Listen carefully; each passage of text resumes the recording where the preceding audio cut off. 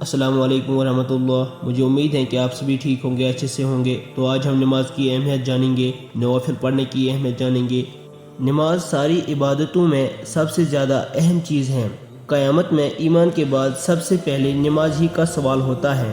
حضور صلی اللہ علیہ وسلم کا ارشاد ہے کہ کفر اور اسلام کے درمیان میں نماز ہی آڑ ہے۔ اللہ تعالیٰ کا ارشاد نوافل والے کے حق میں۔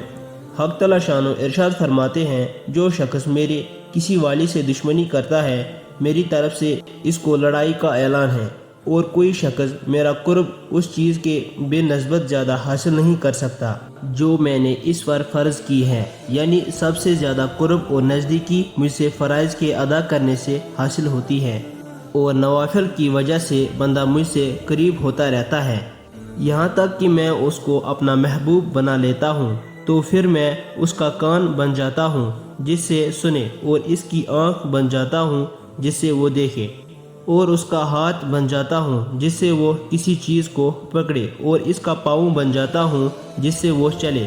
اگر وہ مجھ سے کچھ مانگتا ہے تو میں اس کو عطا کرتا ہوں، اور کسی چیز سے پناہ چاہتا ہے تو میں پناہ دیتا ہوں۔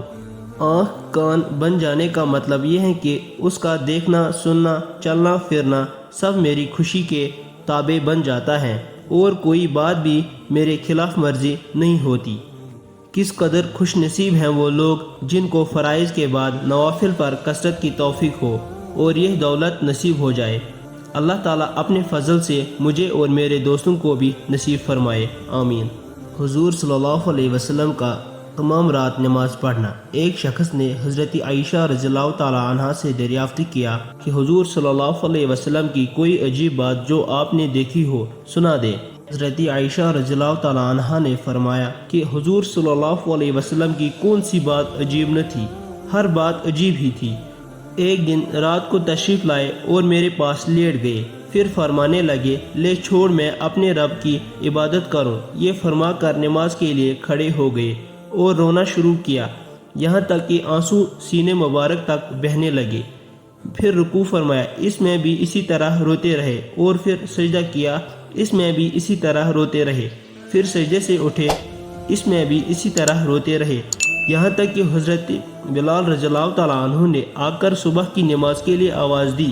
میں نے عرض کیا، یا رسول اللہ صلی اللہ علیہ وسلم، آپ اتنے روئے حالانکہ آپ معصوم ہیں، اگلے پچھلے سب گناہوں کی مغفرت کا وعدہ اللہ تعالیٰ نے فرما رکھا ہے۔ آپ صلی اللہ علیہ وسلم نے ارشاد فرمایا کہ پھر میں شکر گزار نہ بنوں؟ اس کے بعد ارشاد فرمایا کہ میں ایسا کیوں نہ کرتا، حالانکہ آج مجھ پر یہ آیتیں نازل ہوئی۔ ان فی خلق السماوات والارض، سورہ آل عمران کا آخری رکوع۔ یہ متعدد روایت میں آیا ہے کہ حضور اکرم صلی اللہ علیہ وسلم رات کو اس قدر لمبی نماز پڑھا کرتے تھے کہ کھڑے کھڑے پاؤں پر ورم آ گیا تھا۔ لوگوں نے عرض کیا، یا رسول اللہ صلی اللہ علیہ وسلم، آپ اتنی مشقت اٹھاتے ہیں، حالانکہ آپ صلی اللہ علیہ وسلم بخشے بخشائے ہیں۔ آپ صلی اللہ علیہ وسلم نے ارشاد فرمایا کہ میں شکر گزار بندہ نہ بنوں۔ ان احادیث سے ہمیں یہ سیکھنے کو ملتا ہے کہ نماز کی کتنی فضیلت ہے۔